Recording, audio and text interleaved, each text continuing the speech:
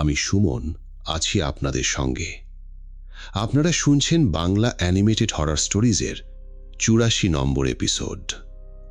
যদি আমাদের চ্যানেলে আপনি নতুন হয়ে থাকেন এবং ভৌতিক ও রোমাঞ্চকর সত্য ঘটনা পছন্দ করেন, তাহলে অবশ্যই আমাদের চ্যানেলটি সাবস্ক্রাইব করবেন।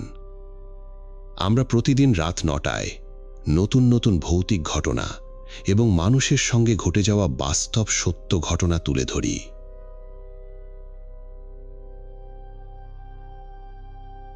আপনার জীবনে ঘটে যাওয়া কোনো সত্য ভৌতিক ঘটনা বা আপনার শোনা সেরা ভৌতিক গল্প পাঠাতে পারেন Bangla animated horror stories @gmail.com এই ইমেলে। অবশ্যই বাংলায় লিখবেন। আপনার ঘটনা নির্বাচিত হলে আমরা সেটি আমাদের পরবর্তী এপিসোডে তুলে ধরব। প্রিয় লিসেনার্স, এখন যে এই ঘটনাটি আপনাদের সাথে শেয়ার করব, এই ঘটনাটি মূলত যার সাথে ঘটেছে এবং যার পরিবারের সাথে ঘটেছে, উনি বাংলাদেশের বেশ পরিচিত একজন মানুষ, একজন মিডিয়া ব্যক্তিত্ব বলতে হবে। উনি আসলে কোনো অভিনেতা নন, কিন্তু উনি বিভিন্ন প্রোগ্রাম উপস্থাপনা করে থাকেন। উনি বাংলাদেশের স্বনামধন্য একটি টেলিভিশন চ্যানেলে একটি প্রোগ্রাম উপস্থাপনা করছেন। সেই সাথে ওনার আলাদা একটা মিডিয়া হাউসও রয়েছে। বাংলাদেশের বিভিন্ন নামকরা চ্যানেলে উনি চাকরি করেছেন। এখন অবশ্য উনি চাকরি করছেন না, শুধু একটি প্রোগ্রাম উপস্থাপনা করছেন, সেটা সঞ্চালনা সহ যাবতীয় কাজটা করছেন, আর নিজস্ব মিডিয়া হাউস তো রয়েছেই, এটা নিয়েই উনি আছেন। আরেকটি বিষয় হচ্ছে, এই ঘটনার সাথে এমন কিছু ব্যক্তিবর্গ এই ঘটনার প্রেক্ষাপটেই প্রসঙ্গক্রমেই চলে আসেন বা চলে আসবেন, তারা বাংলাদেশের অত্যন্ত হাই প্রোফাইল ব্যক্তি। আমার মনে হয় না ইতোপূর্বে এমন কোনো ঘটনা আমি শেয়ার করেছি যেই ঘটনার মধ্যে একসাথে এত হাই প্রোফাইল ব্যক্তির একটা প্রসঙ্গ চলে এসেছে। চলুন কথা না বাড়িয়ে ঘটনায় চলে যাই। বিমল ভাই এই ঘটনাটি মূলত যার কাছ থেকে সংগ্রহ করেছেন, যখন তার সাথে কথা বলছিলেন তার অনুমতি নিয়েই ওনার মুখের যেই জবানিটা আর কি, যেভাবে ওনার ভাষ্য, সেই ভাষ্যটাই পুরোপুরি রেকর্ড করেছেন। সেই রেকর্ড ফাইলটা আমার কাছে পাঠান। এই ঘটনার মধ্যে এমন কিছু বিষয় রয়েছে, জটিল জটিল বিষয় রয়েছে, এগুলো আসলে দীর্ঘ একটা অডিও ক্লিপ শোনার পর, কয়েকবার শোনার পর এটা মাথায় রেখে সেটা উপস্থাপন করাটাও মুশকিল। আমি চেষ্টা করব যে মূল বিষয়গুলো আপনাদের সামনে তুলে ধরতে। তো চলুন এখন মূল ঘটনায় চলে যাই। ঘটনাটির সূত্রপাত কিন্তু খুব বেশি দিন আগের কথা না। ঘটনাটির সূত্রপাত ২০২৪ সালের শুরুর দিকে। তখন উনি ওনার নামকরা চ্যানেলে একটা প্রোগ্রাম উপস্থাপনা করছেন। তবে দেখা যাচ্ছে এই ধরনের প্রোগ্রামগুলো যখন করা হয়, আমরা দেখি যে ওই প্রোগ্রাম যিনি সঞ্চালনা করছেন, অর্থাৎ উপস্থাপনা করছেন, ওই প্রোগ্রামে যে সমস্ত ব্যানারগুলো থাকে, পিছনে দেখা যাচ্ছে যে কিছু লেখা রয়েছে। সেই লেখার সাথে কিন্তু এটাও লেখা রয়েছে কোন কোম্পানি সেটাতে স্পন্সর করছেন। এমনও হচ্ছে যে সামনে একটি চায়ের কাপ বা কফির কাপ রয়েছে, সেখানেও কিন্তু যেই কোম্পানি স্পন্সর করছে তাদের লোগোটা রয়েছে। এই জন্য দেখা যাচ্ছে যে অধিকাংশ যেই টিভি প্রোগ্রামগুলো, এগুলো কিন্তু বিভিন্ন কোম্পানির স্পন্সর হয়ে থাকে। উনিও এমন একটি প্রোগ্রাম স্পন্সর করতেন। আর এই ভাইয়ের বাড়ি কিন্তু কুষ্টিয়া জেলাতে।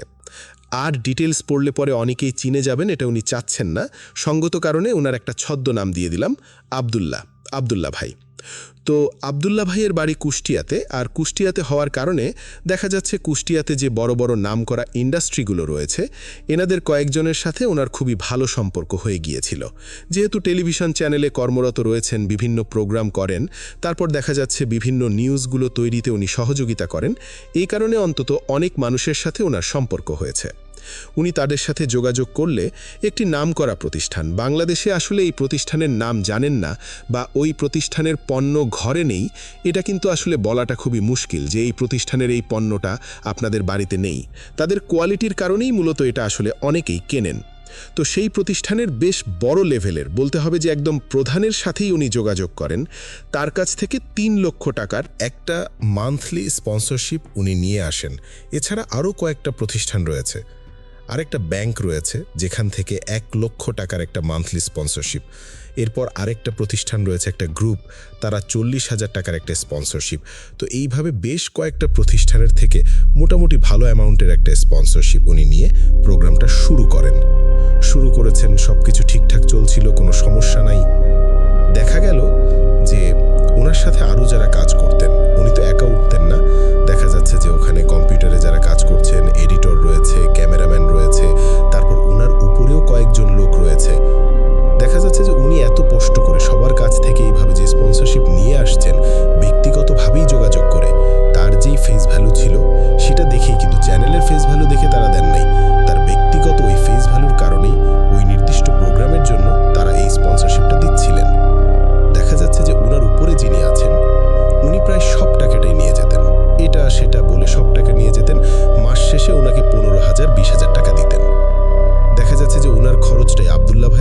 হয়েছে 70,000-80,000 টাকা, একদম নিট খরচ।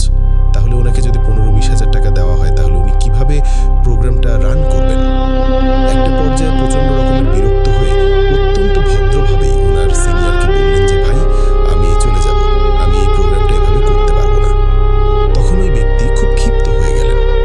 ওই ব্যক্তিও কিন্তু নাকি 5 ওয়াক্ত নামাজ কালাম পড়তেন, উনি নির্দিষ্ট একটা তরিকা মানতেন। তরিকা বলতে দেখা যাচ্ছে যে বিভিন্ন পীর মাশায়েখ রয়েছেন, এরকম তাদের কিছু অনুসারীরা রয়েছে।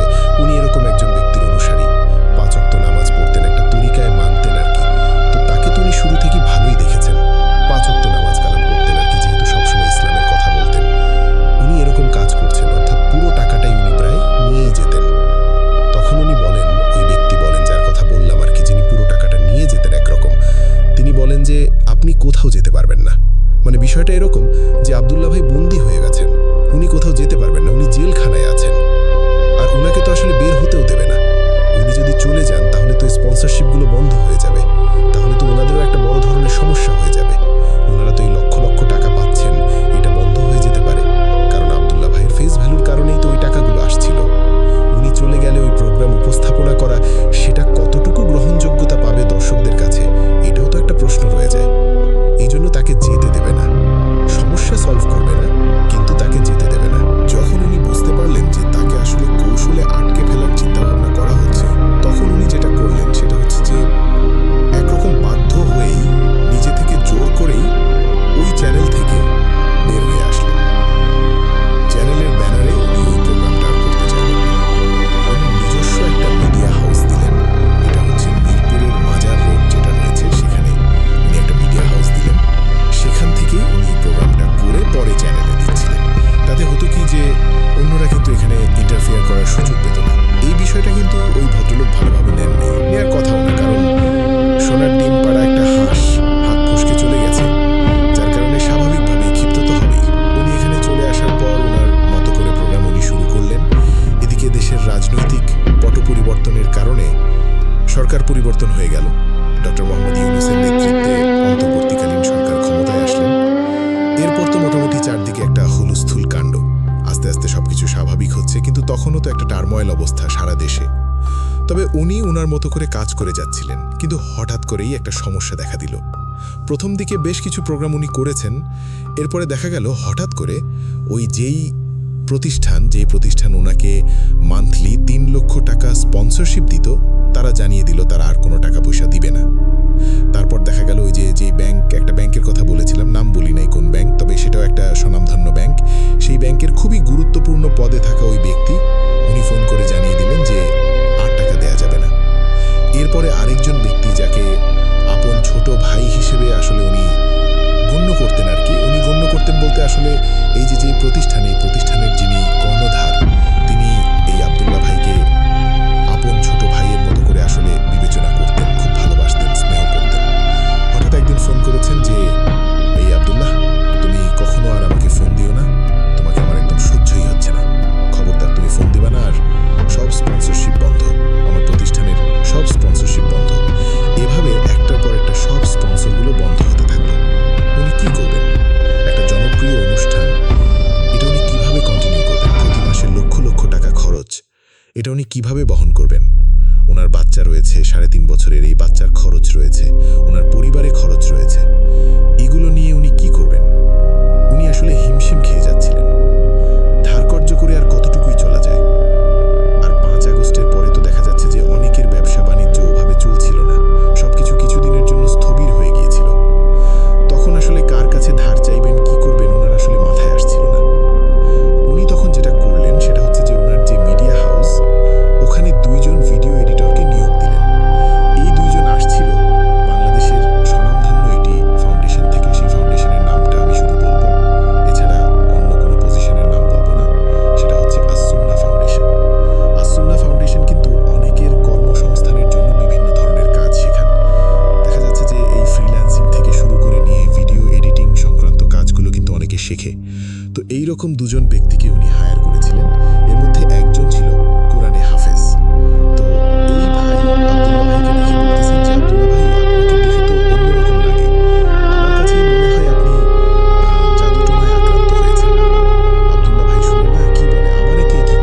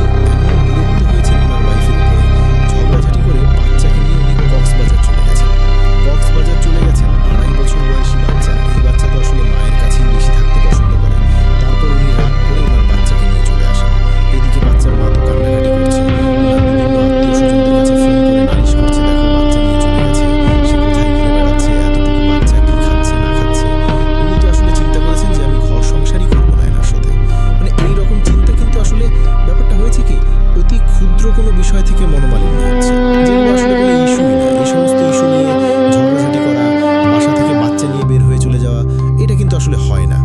উনি পুরুষ মানুষ, বাচ্চাকে নিয়ে চলে আসছেন। স্বাভাবিকভাবেই বাচ্চারা তো আসলে মায়ের কাছে থেকে অভ্যস্ত হয়ে যায়। বাচ্চাদের পরিষ্কার পরিচ্ছন্ন করা, তারপরে খাবার দাবার দেয়া, ঘুমানো, এটা তো আসলে বাচ্চার মাই বেশি করতে পারেন। কিন্তু উনি নিয়ে চলে আসছেন। এদিকে বাচ্চার মা অস্থির হয়ে গেছে, সে তার আত্মীয় স্বজনদের কাছে ফোন দিচ্ছে এরকমভাবে। তো মায়ের মন তো বাচ্চার জন্য কাঁদবেই। উনিও ওনার জায়গা থেকে চেষ্টা করছেন। কক্সবাজার থেকে আবার টেকনাফে চলে গেছেন, এভাবে বাচ্চাকে নিয়ে ঘুরে বেড়াচ্ছেন। মানে এরকম চলছে আর কি। পারিবারিকভাবে উনি প্রচণ্ড রকমের অশান্তিতে রয়েছেন। তখন ওনার মনে পড়ে ওই যে ওনার ভিডিও এডিটর একজন হাফেজ সাহেব বলেছিলেন যে একটা বিষয়, তখন তার সাথে আলাপ আলোচনা করেন। তো ওই ভিডিও এডিটরের পরিচিত একজন ব্যক্তি ছিলেন, উনিও ওই আসুন্না ফাউন্ডেশনের সাথে যুক্ত ছিলেন।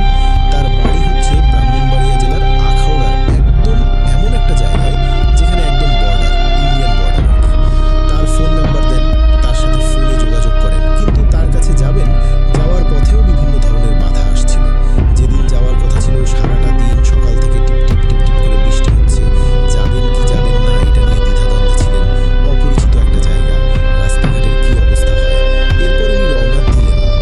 একটা সময় এসে যখন আখাউড়াতে পৌঁছান তখন সন্ধ্যা হয়ে গেছে।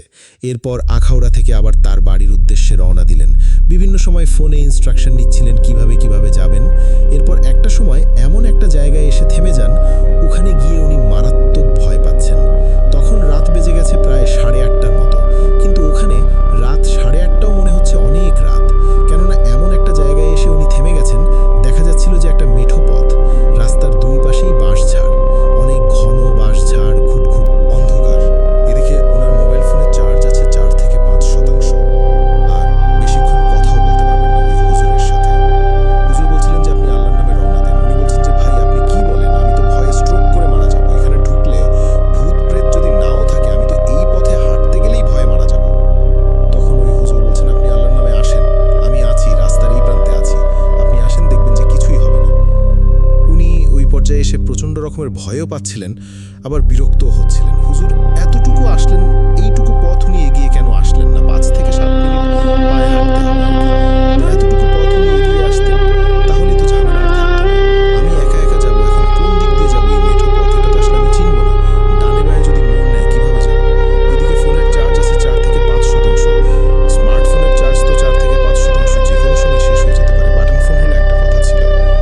তারপর উনি আল্লাহর নামে বিসমিল্লাহ বলে যেই না ভেতরে ঢুকেছেন, হঠাৎ করে ওনার কাছে মনে হচ্ছিল উনি আর একা নন। ওনার ডানে বামে কেউ আছে। ঘুটঘুটে অন্ধকারের মধ্যে ওনার কাছে মনে হচ্ছিল উনি স্পষ্টভাবে এই পথ দেখতে পাচ্ছিলেন। ওনার দুই পাশে মনে হচ্ছে আলো রয়েছে, ওই আলোয় উনি পথ চলছেন।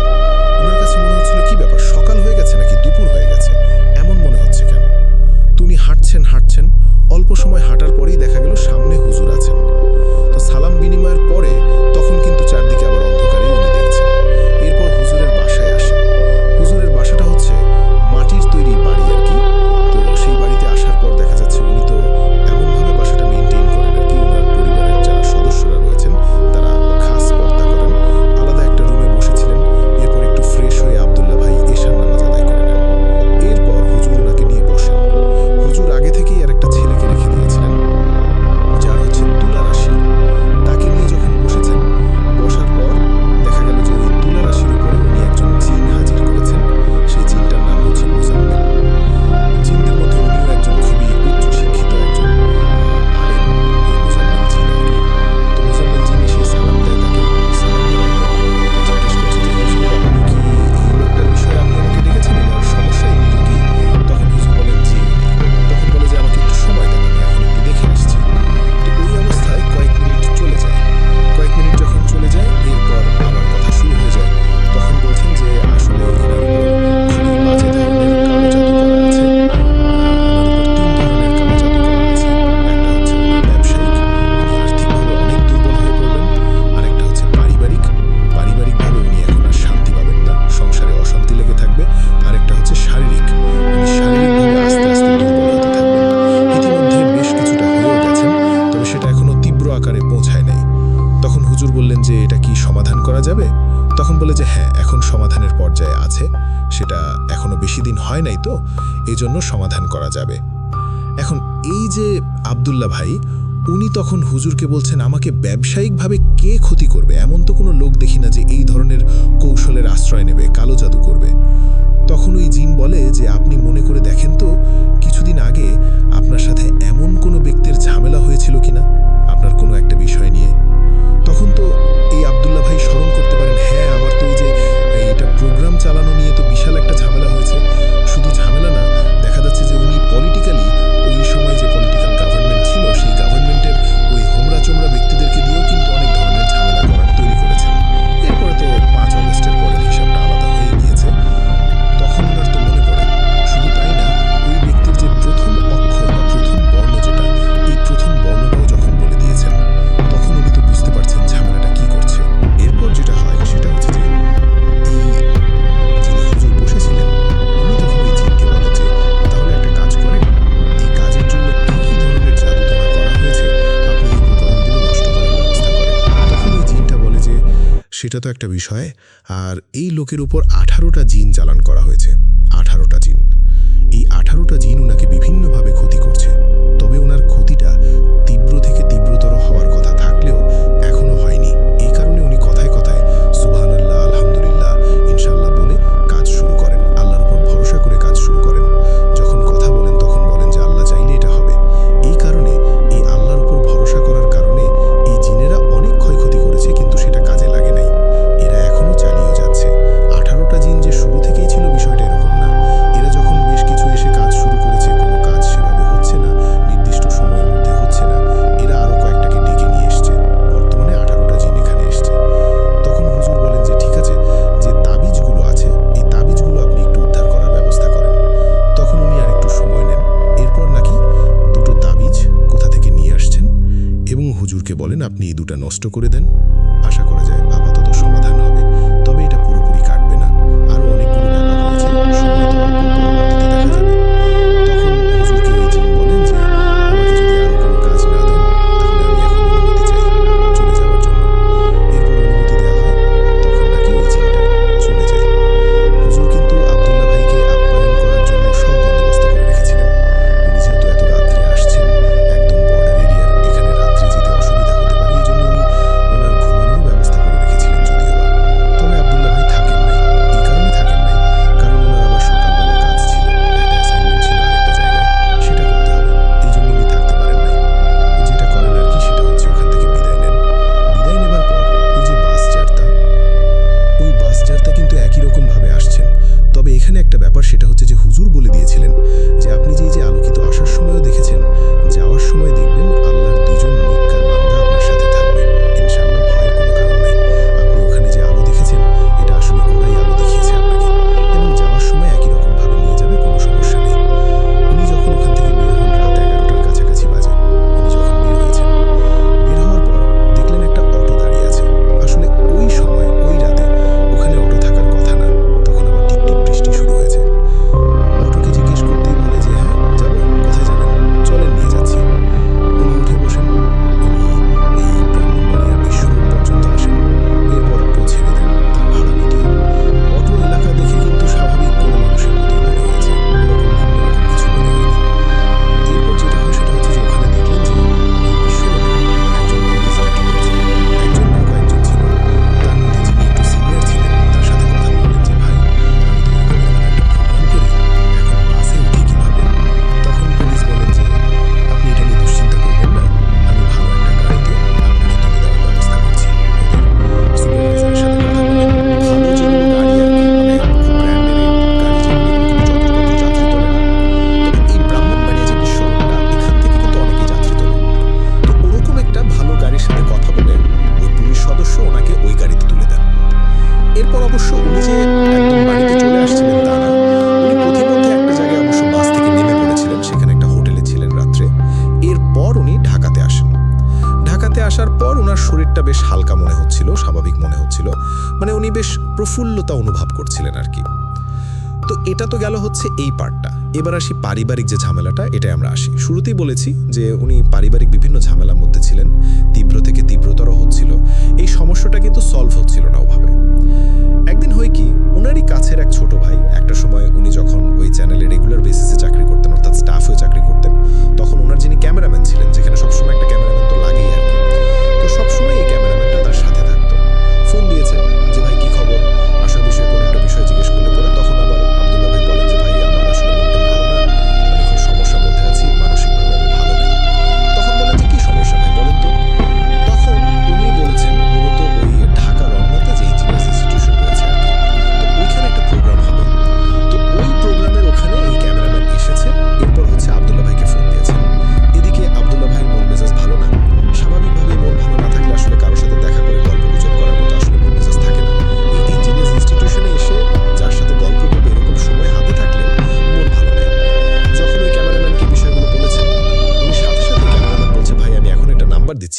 উঠান তো, ওই নাম্বারটা তোলেন। ওই ট্রু কলারে দিয়ে দেখা গেল যে ওই নাম্বারের জায়গায় উঠছে গাইবান্ধা জিন হুজুর। উনি বলেন যে ভাই এটা তো এই নাম আসে। বলে হ্যাঁ, উনি আসলে জিন রিলেটেড কাজ বেশি করি, তো অনেকেই আমাকে এই নামে ডেকে থাকে, এক নামেই অনেকে চেনে। তখন ওই হুজুর বলছে আচ্ছা আপনি কেন ফোন করেছেন একটু বলবেন? তখন ওই আব্দুল্লাহ ভাই বলছেন যে আমার তো অনেকগুলো সমস্যা। বলে কি সমস্যা? তখন আব্দুল্লাহ ভাই বলছে কি সমস্যা এটা আপনাকেই তো বলতে হবে, আমি আর কি বলবো, আমি তো বুঝতে পারতেছি না। তখন জিন হুজুর ঠিক আছে আপনার নাম বলেন। বেশ কয়েকটা জিনিস প্রশ্ন করার পর উনি বলেন যে আমি একটু পরে আপনাকে ফোন দিচ্ছি, আমি কল ব্যাক করবো। এই বলে উনি ফোন রেখে দেন। অল্প কিছু সময় পর উনি নিজেই ফোন করেন। ফোন করার পর উনি বেশ কিছু ভয়ঙ্কর তথ্য দেন। উনার যে তথ্য এটা শোনার পর রীতিমতো মানে আটকে ওঠেন আর কি। সোজা কথা হচ্ছে যে এই আব্দুল্লাহ ভাইয়ের উপরে কালো জাদু করা হয়েছিল, এটা সত্য। হুজুর বলছেন যে আপনার উপর কালো জাদু করা হয়েছিল, সেটা এখন দেখা যাচ্ছে না, সেটা কেটে গেছে, কিন্তু আপনার পরিবারের উপর আছে, আপনার বাচ্চার উপর আছে, আপনার স্ত্রীর উপর আছে। পারিবারিক যে সমস্যাটা ছিল এটা এখনো রয়ে গেছে। এই সমস্যাটার কারণেই মূলত আপনি মানসিকভাবে এখন খুব অস্থির হয়ে আছেন। আপনার স্ত্রীর সাথে সম্পর্ক ভালো না, ছোট ছোট কথায় অনেক ঝগড়াঝাটি লেগে যাচ্ছে। তখন এই সমস্ত কথা শোনার পর আব্দুল্লাহ ভাই ওনার সাথে আরো কিছুক্ষণ কথা বলেন যে ঠিক আছে আমি আপনার সাথে পরে যোগাযোগ করব। এটা বলে ফোনটা রেখে দেন, ওনার নাম্বারটা সেভ করে রাখেন। এর মধ্যে কিন্তু ওভাবে আর যোগাযোগ উনি করেন নাই। এদিকে সমস্যা তো আস্তে আস্তে খালি বাড়ে আর বাড়ে। এর মধ্যে আরেকটা বিষয় হয়, সেটা হচ্ছে যে ওনার স্ত্রী এবং ওনার বাচ্চা এরা দুজন গিয়েছে হচ্ছে তার নানা বাড়ি, অর্থাৎ ওনার স্ত্রীর বাবার বাড়ি বেড়াতে গেছে। বাচ্চার নানা বাড়িতে বেড়াতে গেছে আর কি, তাদের বাড়িও কুষ্টিয়া বিয়ে আর কি। যখন বেড়াতে গিয়েছেন রাত আনুমানিক তখন 2:30-3টা বাজে।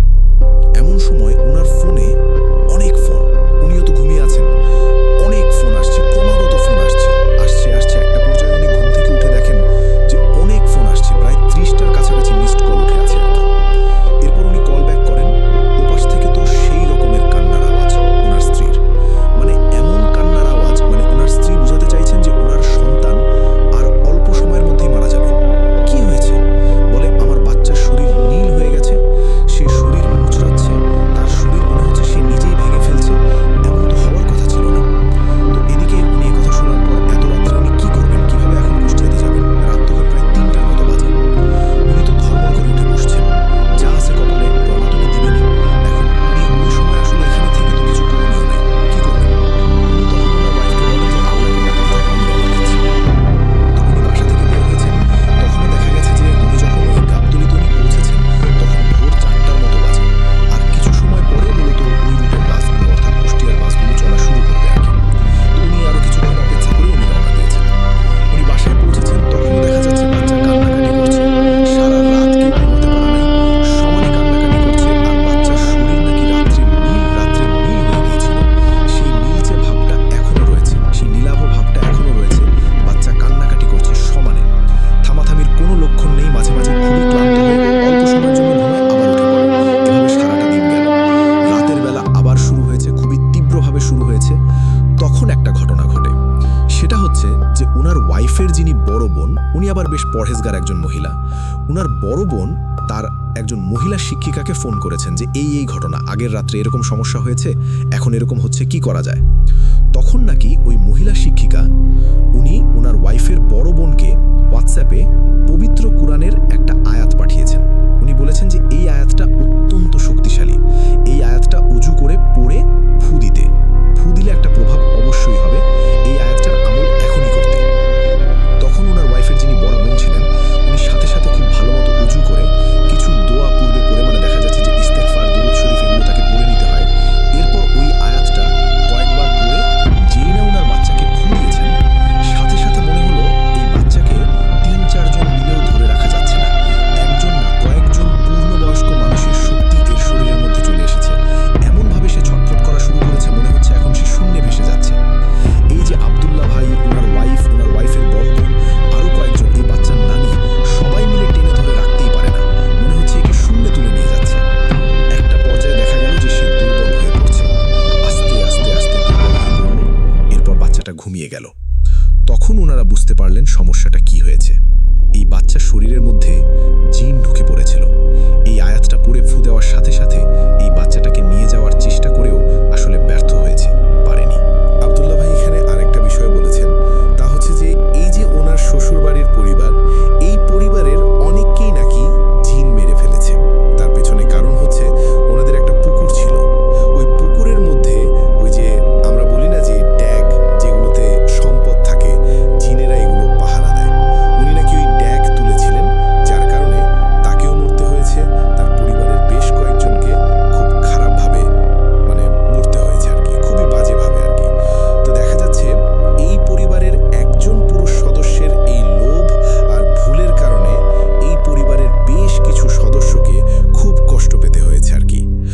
জিনগুলো নাকি এখনো রয়েছে, যেহেতু শরীরটা নীলাভ হয়ে গেছিল, নীলচে হয়ে গিয়েছিল।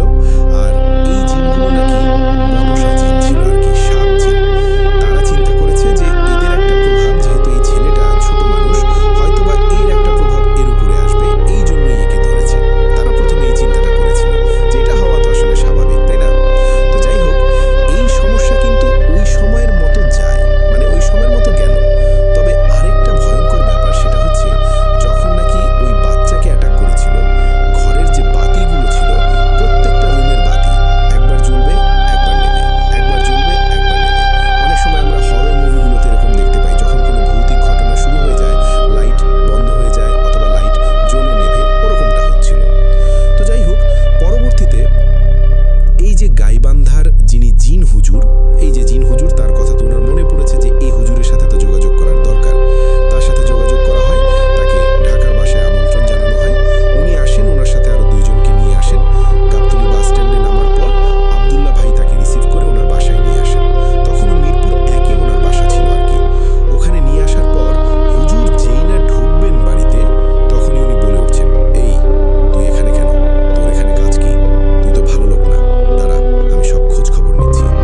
তখন ওই জিন হুজুর বলতেছে যে, আপনার বাসায় কি সন্ধ্যার পর বা রাতের বেলা মাছ পচা গন্ধ পান আপনি? তখন হ্যাঁ, এরকম তো আসলে হচ্ছে।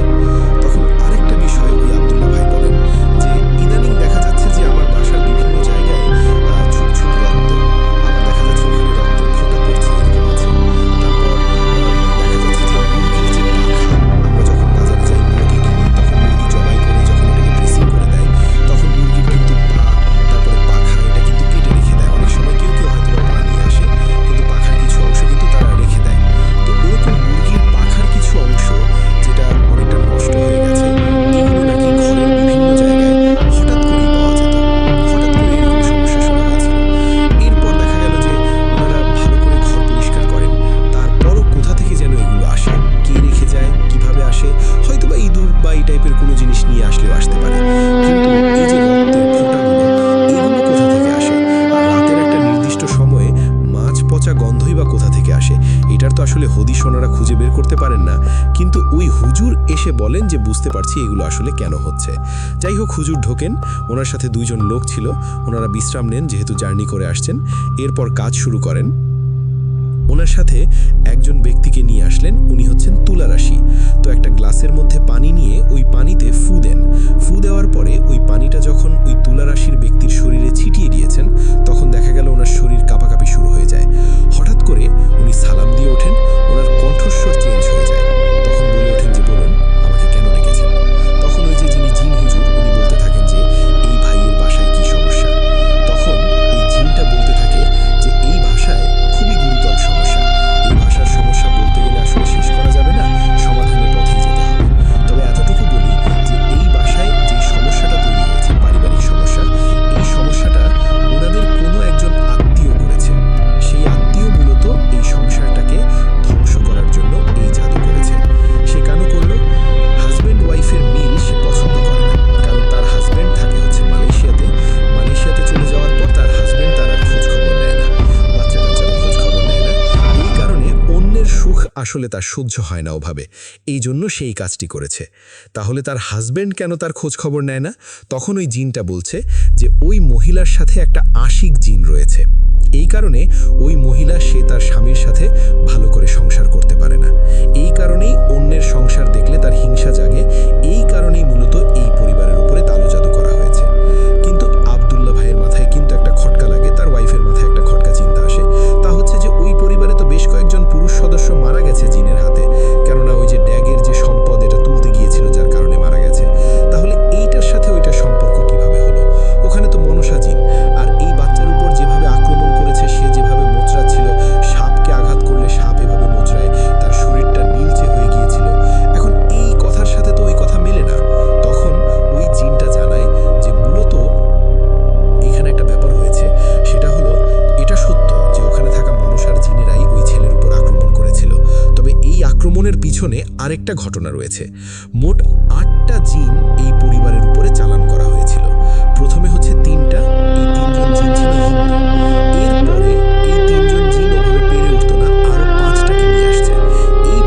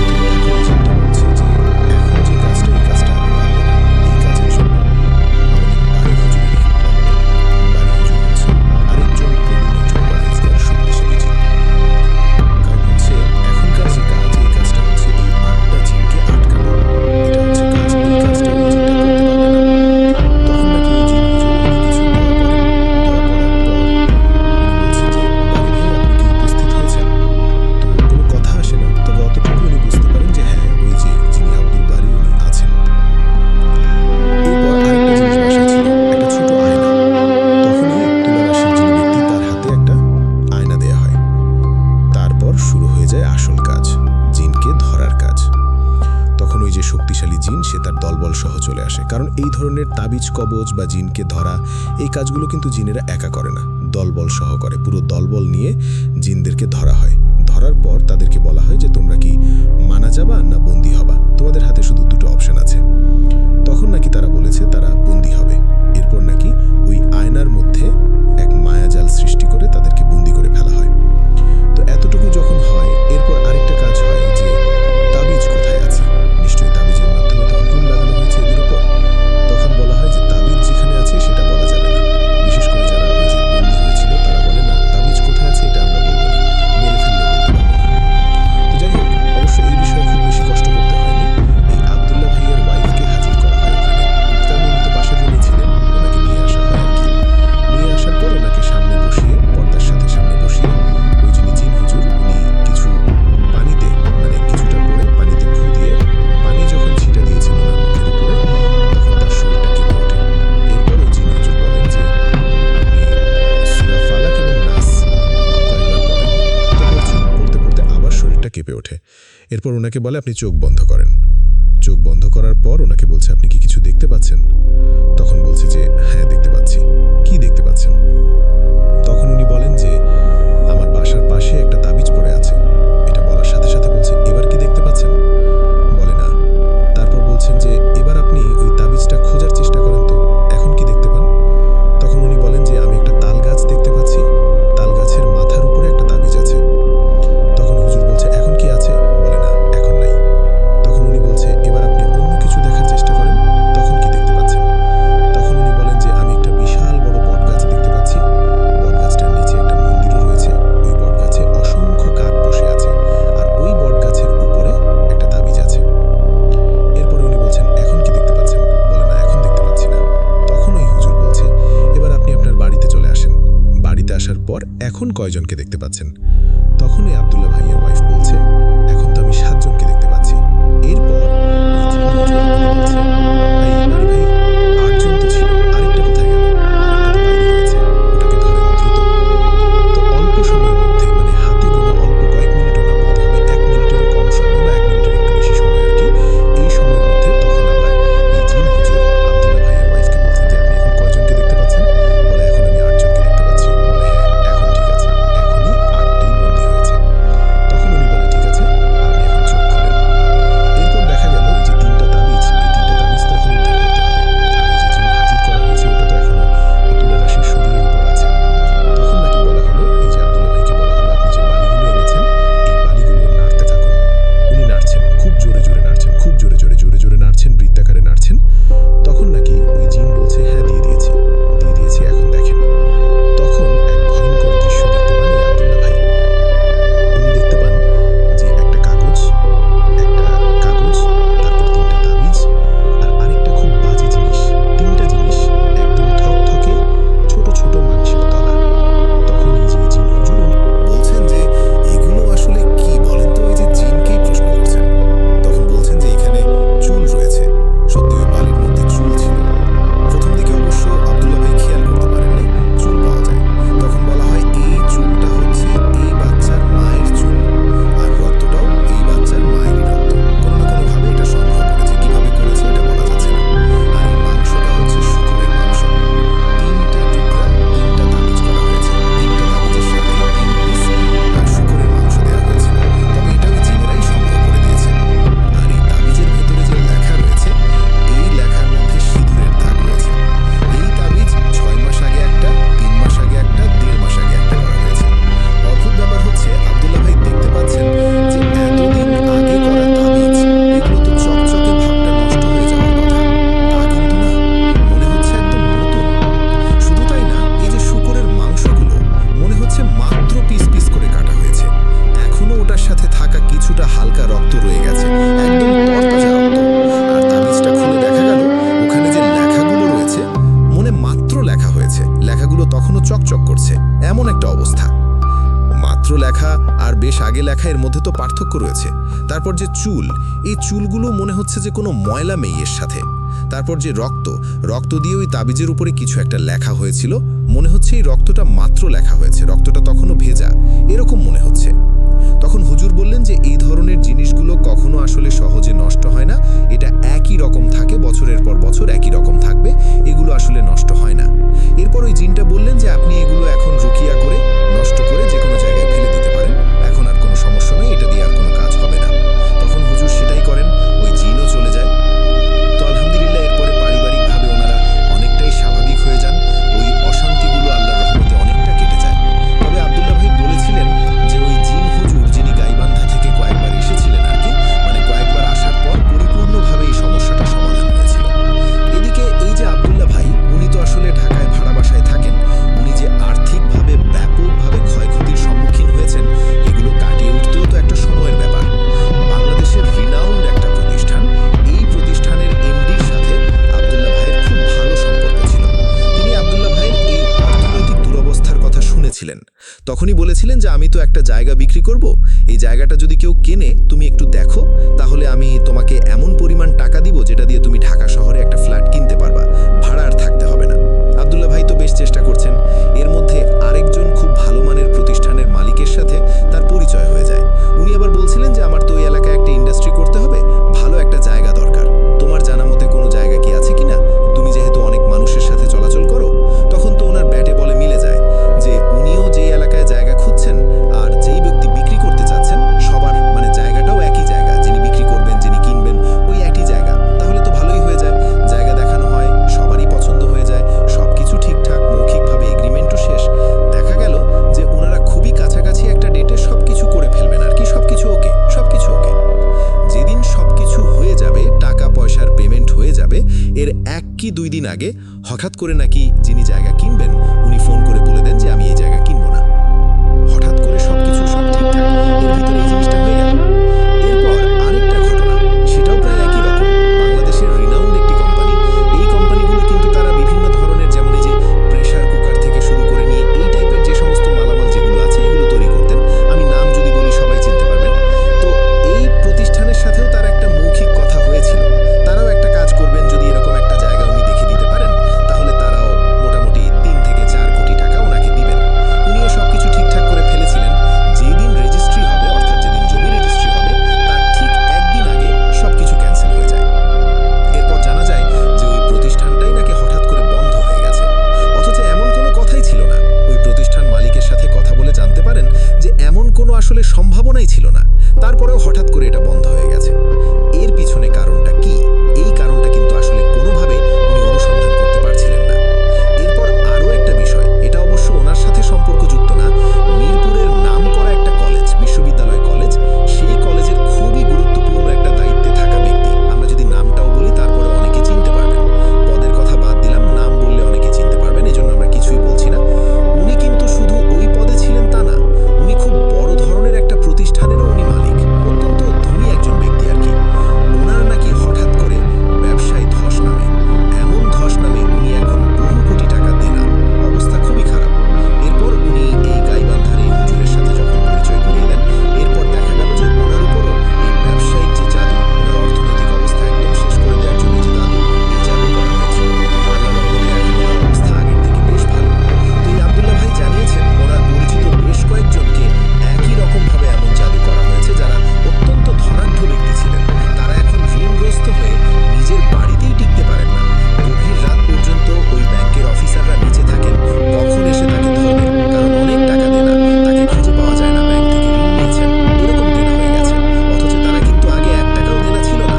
যখন এরকম সমস্যা শুরু হয়েছে, ব্যাংক থেকে ঋণ নিয়েছেন, দেখা যাচ্ছে বিদেশ থেকে মাল আসতেছে, একটা ঋণ নিয়েছেন, প্রতিমধ্যে ওই মাল আটকে গেছে, কাস্টমস আটকে দিয়েছে, বা কোনো একটা দেশের পোর্ট অথরিটি আটকে দিয়েছে, এরকম সমস্যা হয়েছে, জাহাজ ডুবে গেছে, এরকম সমস্যা হচ্ছে। তো এরকম সমস্যা অনেকেরই হচ্ছে। তো আরও একটা বিষয় জানিয়েছেন এই জিন হুজুর, উনি নাকি একটা অদ্ভুত ট্রিটমেন্ট দিয়েছিলেন, তা হচ্ছে ওই বাড়ি থেকে যখন ফাইনাল ট্রিটমেন্টটা হয়ে যায়, তখন একটা গ্লাসের মধ্যে পানি নিয়ে উনি কিছু একটা করে ফু দিয়ে ওই গ্লাসটা উল্টো করে ধরেছিলেন, দেখা গেল 1 ফোঁটা পানিও নিচে পড়ছে না। এরপর একটা কাপড়ে পেঁচিয়ে এই আব্দুল্লাহ ভাই, ওনার ওয়াইফ এবং ওনার বাচ্চা যে রুমে ঘুমান, ওইখানে একটা জায়গায় উল্টো করে ঝুলিয়ে রাখতে বলেছে। উল্টো করে ঝুলিয়ে রাখলে কিন্তু পানি পড়ে যাবে। আব্দুল্লাহ ভাই দেখলেন যে 1 ফোঁটা পানিও পড়ে না। ওটা 11 দিন ঝুলিয়ে রাখার কথা। হুজুর বলেছিলেন যে 11 দিনে আস্তে আস্তে পানিটা শুকিয়ে যাবে, শুকাতে শুকাতে 11 দিনের দিন আর কিছুই থাকবে না। সত্যি তাই, মাঝে মাঝেই কিন্তু আব্দুল্লাহ ভাই চেক করে দেখতেন যে কি অবস্থা পানির। উনি দেখতেন যে পানি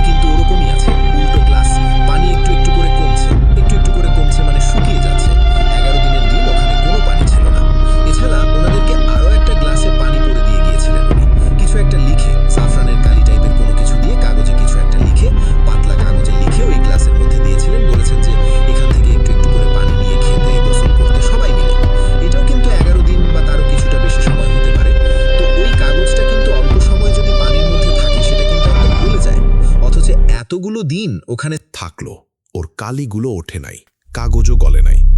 এটা একটা অদ্ভুত বিষয় বলে জানিয়েছেন আব্দুল্লাহ ভাই। জানিয়েছেন যে এই যে ওনার যে আত্মীয় একজন মহিলা যে কাজটি করেছেন, এটা ওয়ান কাইন্ড অফ সাইকো, অর্থাৎ সে একজন মানসিক রোগী বলতে হবে আর কি। অন্যের সুখ ভালো লাগে না। এরপর ওনার একজন কলিগও এরকম ক্ষতি করেছিলেন। তো আব্দুল ভাই এখনো জানিয়েছেন যে এখনো উনি এই সমস্যা থেকে পুরোপুরি বের হতে পারেননি, তবে আশা করছেন খুব অল্প সময়ের মধ্যে ইনশাল্লাহ উনি বের হয়ে যাবেন। অনেকটাই স্বাভাবিক হয়ে গেছেন আলহামদুলিল্লাহ, পারিবারিকভাবে অনেকটা স্বাভাবিক হয়ে গেছেন। অর্থনৈতিকভাবে এখনো পূর্ণ স্বাভাবিকতা আসেনি, তবে সেটাও অনেকটাই স্বাভাবিক হওয়ার দিকে আছেন বলে জানিয়েছেন আর কি। তো আমরা দোয়া করব আল্লাহ তাআলার কাছে যে আব্দুল্লাহ ভাই সহ এরকম আরও যারা আছেন, আল্লাহ তাআলা তাদেরকে এই ধরনের বিপদ আপদ থেকে হেফাজত করুন। কারণ এই ধরনের সমস্যাগুলো একবার যাদের সাথে শুরু হয়, এটা থেকে আসলে মুক্তি লাভ করা অত্যন্ত কঠিন ব্যাপার। প্রিয় লিসেনার্স, এই ঘটনার মধ্যে এমন আরও বেশ কিছু বিষয় ছিল, যেমন একজন বাংলাদেশ ব্যাংকের খুবই উচ্চ পদস্থ কর্মকর্তার প্রসঙ্গ ছিল। যখন এই যে জমি জমা সংক্রান্ত আলোচনা হচ্ছিল, তখন উনিও এর মধ্যে মধ্যস্থতাকারী ছিলেন। উনিও জমির একজন মালিক বা এই টাইপের কিছু একটা ছিলেন। উনিও হঠাৎ করে না করে দেন। এটা খুবই একটা অদ্ভুত বিষয়। কেন না করে দিলেন এই বিষয়ে কোনো সদুত্তরও দিতে পারেননি। এছাড়া ওনার আরও বেশ কিছু বিষয় ছিল। আসলে ছোট ছোট অনেকগুলো প্রসঙ্গ উনি উল্লেখ করেছিলেন। তো সেই সমস্ত প্রসঙ্গের ভেতরে বাংলাদেশের অনেক বড় বড় গ্রুপ অফ ইন্ডাস্ট্রিজ, এদের নামও চলে আসে। তাদের সাথে উনি কাজ করেছিলেন, সেখানে গিয়েও উনি ফেরত এসেছিলেন, এমন বিষয়গুলো কিন্তু চলে আসে। এরকম আরও বেশ কিছু ব্যক্তিবর্গের নামও উনি বলেছেন, যাদেরকে বাংলাদেশের প্রায় সবাই চেনে। তাদের কাছ থেকে উনি ফেরত এসেছেন। মূলত এই যে ওনার পরিবার, এই পরিবারের উপর জাদু করা হয়েছে। বলা হয় ওনার পরিবারের উপর 3টা বান মারা হয়েছিল, 3টা বান। এবং আল্লাহর কি অশেষ রহমত, এই 3টা বানের যে মেয়াদ ছিল, এই মেয়াদ হওয়ার আগেই ধরা পড়ে গিয়েছিল আর কি। বিশেষ করে ওই জিনগুলো যদি এই এলাকায় না আসতো, ওই বাচ্চাদের উপরে বেশ, ওনার যে বাচ্চা, এই বাচ্চার উপর যদি প্রবলভাবে প্রভাব বিস্তার না করতো, তাহলে কিন্তু অনেকটাই নাকি জানা যেত না। মূলত এই জিনিসটা খারাপ করতে গিয়ে ভালো হয়ে গেছে। ওনারা জেনেছেন, জানার কারণে মূলত এই বানটা আল্লাহর রহমতে কাটানো সম্ভব হয়েছিল। ওনারা যদি এটার উপরেই থাকতেন, হয়তো বা ম্যাক্সিমাম 3 মাস পর ওনার স্ত্রী, সন্তান উনিও মারা যেতেন। এই 3 জনের উপর 3টা বান মারা হয়েছিল। প্রিয় লিসেনার্স, আপনারা একবার ভাবুন যে আমরা কি ভয়ঙ্কর বিপদের মধ্যে আছি। আমরা মনে করি বাড়িতে চোর ডাকাত আসলেই আমাদের সম্পদ চুরি করে নিয়ে যাবে, আমাদের বিপদ হবে, তারপরে আরও অনেক ধরনের কাজ আছে যেগুলো আমাদের বিপদ হয়। কিন্তু আমরা এই ধরনের কোনো কাজ না করে ভয়ঙ্কর বিপদের মধ্যে আছি। আমাদের আত্মীয় স্বজনরা আমাদের বড় ধরনের বিপদে ফেলে দেবে। আমাদের অনেক কাছের মানুষজন আমাদের অনেক বড় ক্ষতি করবে, আমরা বুঝতেও পারবো না।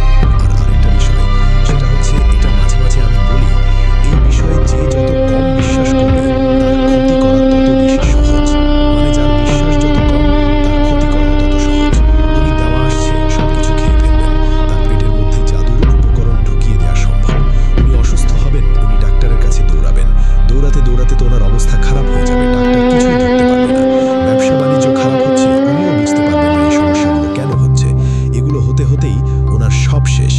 এমনই কিন্তু অনেক মানুষের ক্ষেত্রে হচ্ছে। আল্লাহ আমাদেরকে হেফাজত করুন। এই জন্য যেই আমলগুলো পড়লে শরীর বন্ধ থাকে, এই ধরনের বদনজর থেকে, জাদুটোনা থেকে আল্লাহ তাআলা হেফাজত করেন, সেগুলোর প্রতি আমাদের জোর দিতে হবে। এই জিনিসগুলো আসলে ইন্টারনেটে আছে, অনেক আছে। এগুলো আমরা দেখে নিব, আমরা এই আমলগুলো করতে থাকবো, ভালো আলেমদের সাথে এই বিষয়ে কথা বলবো। এই ঘটনার ভিতরে আরও অনেক বিষয় ছিল, সেগুলো আসলে ওইভাবে বলতে পারলাম না, বা যেগুলো আসলে গুরুত্বপূর্ণ মনে করেছি সেগুলো আমি বললাম। এই জন্য আমি যার ঘটনা তার কাছ থেকে ক্ষমা চেয়ে নিচ্ছি। কারণ অনেক বিষয় আসলে সবসময় বলা যায় না, এগুলো বলাটাও আসলে শোভনীয় হয় না। যতটুকু বলা যায় আমি চেষ্টা করেছি বলার জন্য। আর আপনার জন্য দোয়া করছি, আল্লাহ তাআলা আপনার এই সমস্যা থেকে দ্রুত যেন আপনি মুক্তি পেতে পারেন। আল্লাহ তাআলা সেই তৌফিক দান করুন। প্রিয় লিসেনার্স, আজকের এপিসোড কিন্তু এই পর্যন্তই। আজকের ঘটনাটি কেমন লাগলো তা অবশ্যই কমেন্ট করে জানাবেন। যদি ঘটনাটি ভালো লেগে থাকে, তাহলে একটি লাইক দিয়ে আমাদের উৎসাহিত করুন। এবং এখনও সাবস্ক্রাইব না করে থাকলে অবশ্যই বাংলা অ্যানিমেটেড হরর স্টোরিজ চ্যানেলটি সাবস্ক্রাইব করে পাশে থাকা বেল আইকনটি অন করে রাখুন, যাতে প্রতিদিন রাত 9টায় নতুন ভৌতিক এবং বাস্তব সত্য ঘটনার নোটিফিকেশন সবার আগে পেয়ে যান। আপনার জীবনে ঘটে যাওয়া কোনো সত্য ভৌতিক ঘটনা বা আপনার শোনা সেরা ভৌতিক গল্প পাঠাতে পারেন horrorwithsuman@yahoo.com এই ইমেলে। আপনার ঘটনা নির্বাচিত হলে আমরা সেটি আমাদের পরবর্তী এপিসোডে তুলে ধরব। আজ এ পর্যন্ত।